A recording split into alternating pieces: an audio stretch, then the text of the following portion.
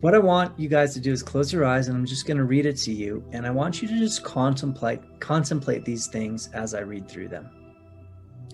So take a little breath and just be here now and try to just focus on my words. We want to take a look at how ego correction operates in us. How ego correction operates in me. So ask yourself, what so-called errors do I zoom in on with the people around me? What errors do I focus on with these people? And if it helps, you just take one person and see how you were zooming in on their errors, on their mistakes, on what they shouldn't have done, how they shouldn't have behaved.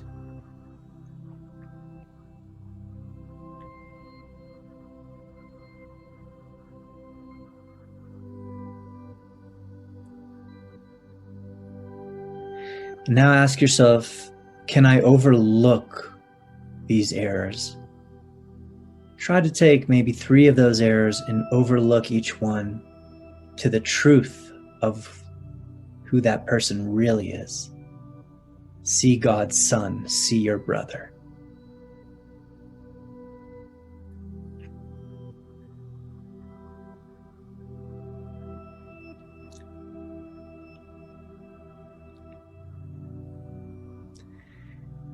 And now see yourself unfollowing the ego as your guide to salvation.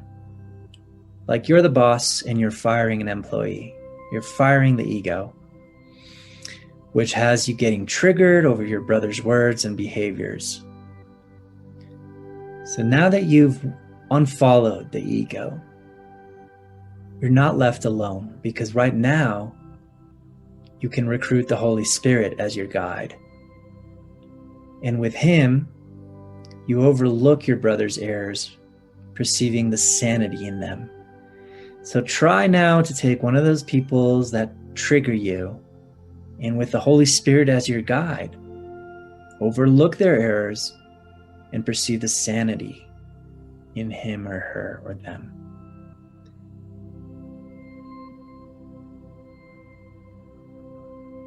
See them as God created them and see that they've never changed from how he created them. They are still holy and pure and eternal.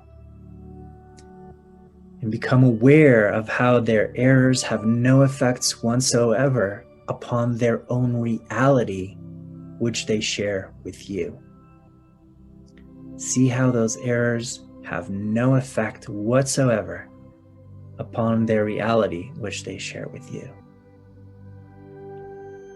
Ask yourself, do their errors then really matter?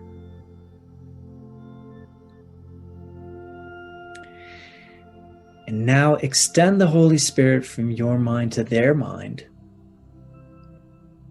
and trust that he will undo the errors in their mind and call forth truth in them. As you perceive the Holy Spirit in them, you awaken it in them. Trust that the Holy Spirit will heal their mind, and do not attempt to correct them yourself. Just watch your brother already washed of all guilt and fear, because the Holy Spirit has already healed him, even if he's not yet aware of it. You can view the healed version of him or her. You are the witness of his purity and goodness and loveliness. And now, if there is something that the Holy Spirit would have you tell him, do it now in your mind. And if you feel it's something you need to actually tell him or her in life, then follow up on it when we're done.